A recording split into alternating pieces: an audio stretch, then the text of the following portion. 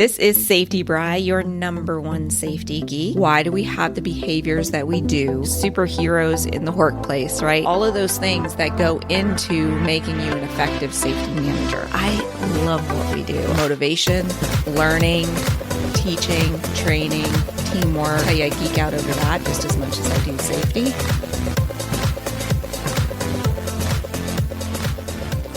Hello, hello, hello, all my safety friends. How are you today? Welcome to the Safety Geek podcast. I am Bri, your host and number one safety geek. And if you hear the dog barking, that is Reese, who just cannot stop barking at the people building the house behind me. So we might have that for the next couple of weeks. So I apologize, but no matter what I do, I could probably put a muzzle on that dog and she would still bark. So I've come close. I've come very, very close to getting a shock collar. I really have, but I just feel like that's cruelty. So we will just deal with the barking and maybe you can't hear it. I really don't know if the mic is picking it up. I do have my door shut so that way she can't be right next to me barking, which I know is what she wants to be doing. So anyway, craziness ensues in the Safety Geek household. I cannot control my puppies. And here I am trying to tell you how to change behaviors of people. I can't even change the behavior of my puppy. Life. Alrighty. So let's get on to our topic for today, which is a safety team of one and how do you manage it? I don't know about you, but I know that my last 12 or 13 years was basically spent as a safety team of one. And I got spoiled because one of my first jobs within safety was in a department that we had. I was the safety director. I had 2 administrative assistants. I had 2 or 3 safety managers. And then I had like 6 driver trainers as well. It was mainly a transportation company. It had lots of different divisions, but the biggest one was transportation. So I went from having this big team, which we had 22 locations we were in charge of. So that kind of makes sense. But going to an operation of 450 employees and me being the only safety manager. And one of the things that I tackled was how do you manage that? And it's actually a pet peeve of mine. It really is, because with that many employees, if you look at the quality department, whatever your quality looks like, whether it's food safety, lab quality, whatever, the quality department generally has multiple people.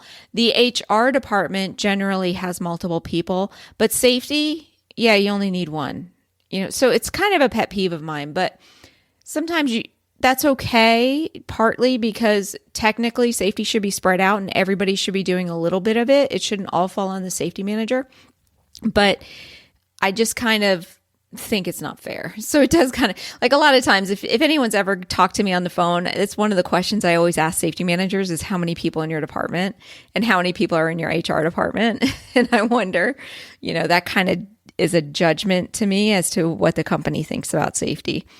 So anyway, let's get back on subject and off of my little pet peeve notion there. The other day, or a couple of weeks ago, I was doing a webinar in the Safety Geek Facebook group. I've started to do a monthly webinar in there. So if you're not in the group, make sure that you join. So I was doing a webinar about building safety awareness, and I was looking up some statistics, and it said, according to the Bureau of Labor Statistics, that there are 5.6 million work sites in the United States, which I thought was actually kind of low. I thought it was closer to 9 million when I talked to some OSHA inspectors. But according to BLS, it is 5.6 million work sites. Also, according to BLS, there are only about 100,000 safety managers within the United States. So that means that only 2%, less than 2% of work sites have a safety manager. And more than likely, they are a team of one, right? So you're very, very lucky if you actually get a clerk. And you are also extremely lucky if you have a team like I had. So that's highly unusual. So most of the time it is just one safety manager to several hundred employees.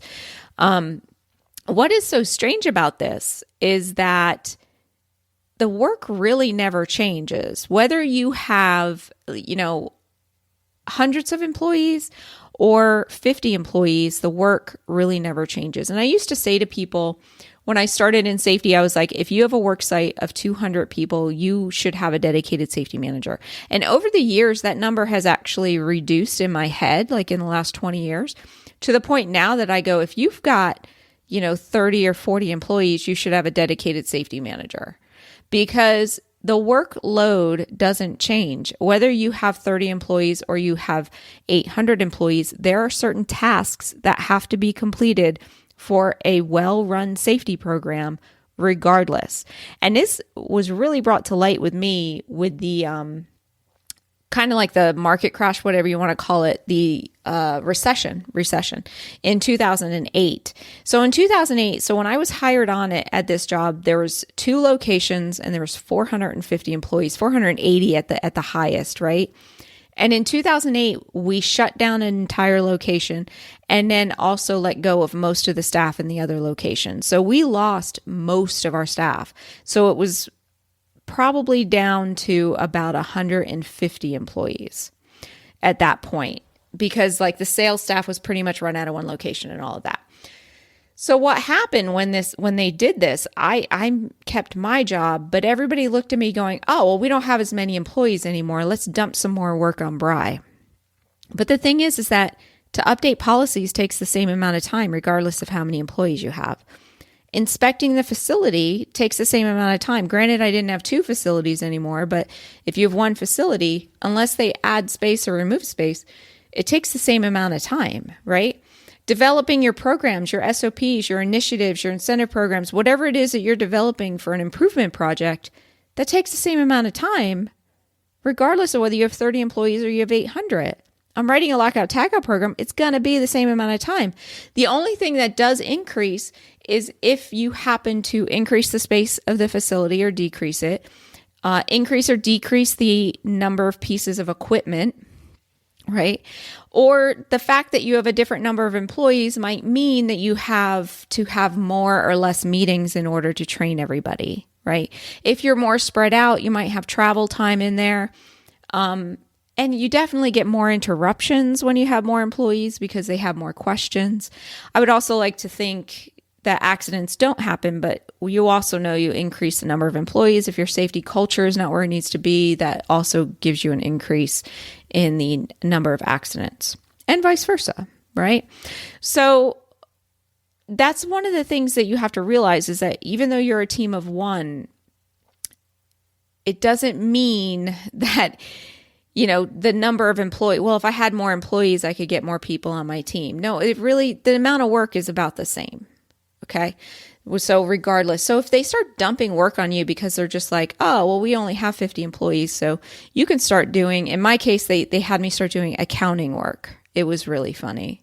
Because they had a problem with Sarbanes-Oxley and having enough people in the accounting department to spread tasks around. So they started dumping accounting work on me. And I ended up spending 10 hours a week doing accounting work. And then they couldn't understand why I couldn't get my safety tasks done. And I'm like, because it takes the same amount of time regardless.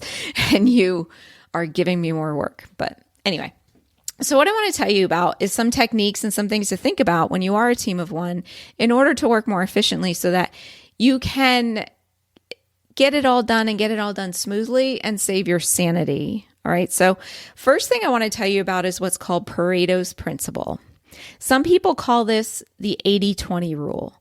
But basically what Pareto's principle says is that for every event or pretty much anything that you do, 80% of the effects come from 20% of the causes. That means that if you're looking at sales, 80% of your profits come from 20% of your customers. Come from 20% of your customers. If you are doing a piece of work in a group setting, then 80% of the work is going to come from 20% of the group. If you are looking at your tasks that you have to complete, 80% of your results are going to come from 20% of those tasks. That's where Pareto's principle is going to help you out. So we tend to put a lot of things on our to-do list and we tend to look at it like, oh, we got to get all this stuff done. But really, only 20% of it needs to be focused on. So you need to identify what that 20% is that is giving you your 80% of results, and just focus on that and don't sweat the small stuff. Because here's the thing, my friends. I love a good to-do list. Don't get me wrong. I've got several to-do lists, right? And I'm a to-doist user. But that to-do list will never be complete. That is life-changing when you really think about it. Because a lot of times I look at a to-do list going, oh my gosh, I got so much to do. I got to get it all done. No, you don't. It's never going to be complete. And only 20% of that list really has an effect on your life in changing those numbers and moving those needles and all of that. So question everything on your list and say, why am I doing it? What result am I expecting to get out of it? And am I getting that result? And if it's not meeting your test, your litmus test on that, then take it off the list or don't focus on it. Maybe keep it on the list, but it's not hitting the top 20%. So you'll do it when you get to it.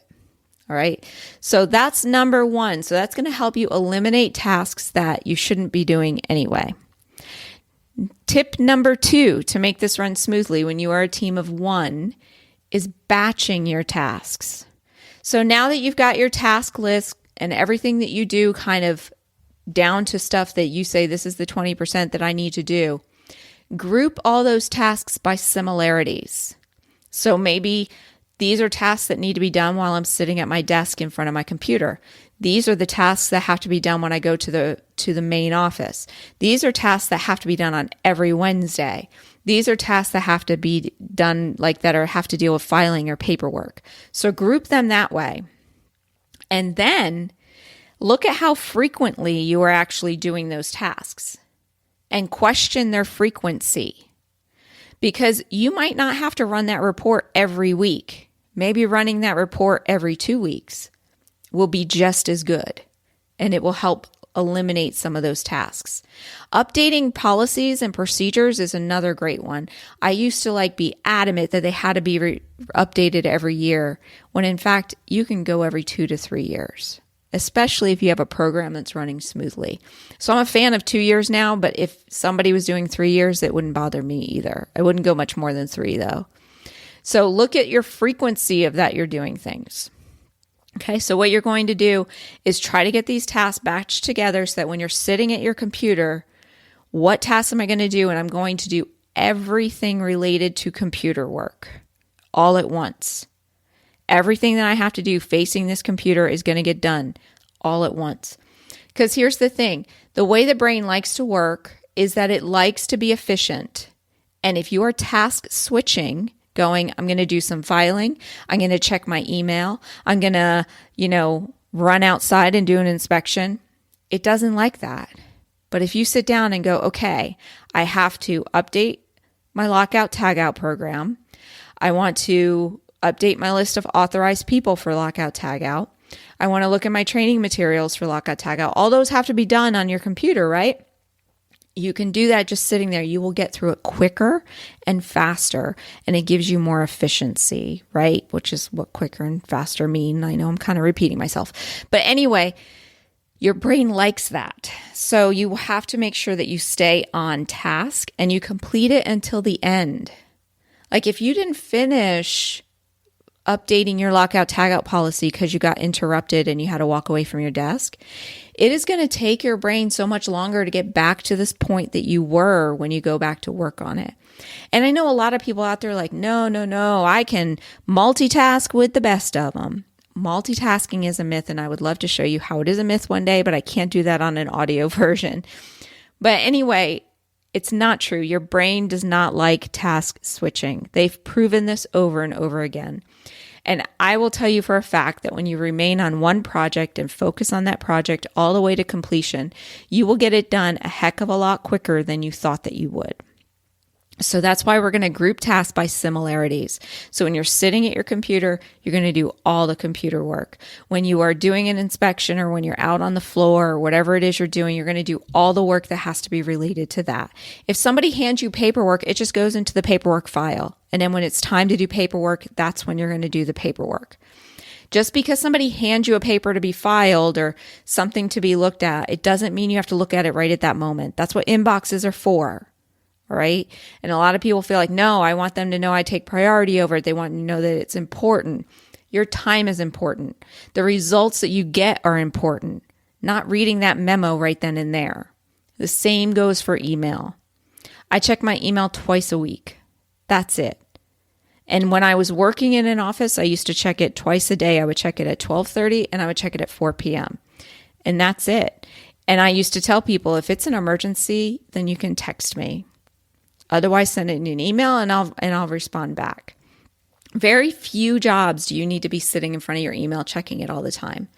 Checking email is a task switching activity and it's going to slow you down. So that's how I ended up managing so much, was that I would batch my tasks by days of the week and by the type of task it was. If people handed me like inspection reports or anything like that I had to review, any paperwork, it went into a paperwork file. And once a week I would do paperwork. And once a week I would do computer work. And twice a day I would check my email. And what that did is it freed up enough time that I could actually go out and be most effective, which is observing people, coaching people, all of that good stuff. Now, the last tip I have for you to make it run smoothly is to leverage other employees. This means your safety committee. You know, you might have department safety champions. You might have a mentorship program where one employee mentors another employee. You might have something that I like to call program owners, where you have employees or members of management who actually own the lockout tagout program and they're in charge of it. You're just the consultant making sure it's meeting regulations. That's something too. So look at the tasks that you want done and say, does this have to be completed by me? And can I pass this off to somebody else? Great example of this is your filling your first aid kits, checking your fire extinguishers, checking your exit lights and your security lights, inspecting the exit routes. These are all things safety committee can easily do, right? Program department champions and a mentorship program, you can put them in training. You can put them in charge of training new hires on their program or the safety policies for the department. So that way it's not falling on you. And program owners, I love to have program owners. And I never got it to where all 20 programs, I had an owner for each.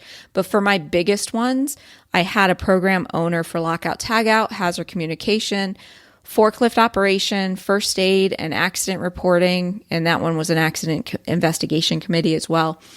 I can't remember the other one. I think I had 5 total. But anyway, I would put an employee in charge of the program. And what this did was it freed me up. They did all the training on the program with anybody out there. They did all the observations on the program. I just reviewed their work and coached them and made sure that it was meeting compliance. So it kind of freed me up. So when you have 450 employees in 2 locations and you're spread super thin, that's how you get all the work done. You know, or 800 employees or 2,000 employees, you know, whatever it happens to be in your case. But don't think that it's unusual if you're a safety team of 1. That's actually kind of normal. So, but a lot of this is just time management and efficiency and recognizing that when you are task switching, so don't task switch. Just stay on one task until completion. You'll get a heck of a lot more done. All right. So kind of a short one for you today, guys. I hope you enjoyed that. Stay warm out there. I know winter is coming. So you guys have an amazing day. Thank you. Bye-bye.